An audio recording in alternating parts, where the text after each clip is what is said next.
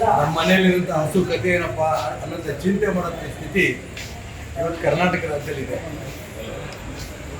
ಆ ಗೋವುಗಳು ಅಂದ ತಕ್ಷಣ ನಮಗೆ ಗೋ ಮಾತೆ ತಾಯಿ ಅಂತ ತಾಯಿಯನ್ನು ಕಡಿದು ತಿನ್ನೋದಕ್ಕೆ ಯಾವುದೇ ಕಾರಣಕ್ಕೂ ಇನ್ನು ಮುಂದೆ ನಾವು ಅವಕಾಶ ಕೊಡಲ್ಲ. ಬಕ್ರೀದ್ ಸಂದರ್ಭದಲ್ಲಿ ಜಿಲ್ಲಾಧಿಕಾರಿಗಳು, ಜಿಲ್ಲಾ ರಕ್ಷಣಾಧಿಕಾರಿಗಳು ತುಂಬ ಸ್ಪಷ್ಟವಾಗಿ ನಾವು ಹೇಳಲಿಕ್ಕೆ ಬಂದಿದ್ದೇವೆ. ಇದ್ರ ಬಗ್ಗೆ ಸರ್ಕಾರ ಸರಿಯಾದ ಬಿಗಿ ಕ್ರಮ ತಗೋಬೇಕು. ಯಾವುದೇ ಒಬ್ಬ ವ್ಯಕ್ತಿ ಒಂದು ಹಸಲು ಕರೆದಿದ್ದಾರೆ ಅಂತ ಗೊತ್ತಾದ ತಕ್ಷಣ ಅವ್ರ ಬಗ್ಗೆ ಬಿಗಿಯಾಗಿ ಕ್ರಮ ತಗೊಂಡ್ರೆ ಅನಂತರ ಬೇರೆ ಯಾರು ಕಡೆಯುವಂಥ ಪ್ರಯತ್ನ ನಡೆಸಲ್ಲ. ಯಾವುದ್ಯಾವುದೋ ಒಂದು ಒಳ್ಳೊಳ್ಳೆ ವ್ಯಾನ್ಗಳಲ್ಲಿ ಕದ್ದು ಮುಚ್ಚಿ ಹಸುಗಳನ್ನು ತುಂಬಿಕೊಂಡು ಹೋಗ್ಬಿಡ್ತಾರೆ, ಹೊರಗಡೆ ಕಡಿದು ಕೋಳಿ ಸಪ್ಲೈ ಮಾಡ್ತಾರೆ, ಹಸುವನ್ನು ಕಳ್ಳತನ ಮಾಡ್ತಾರೆ, ಕೊಲೆ ಮಾಡ್ತಾರೆ, ಕಡಿತಾ ಇದ್ದಾರೆ.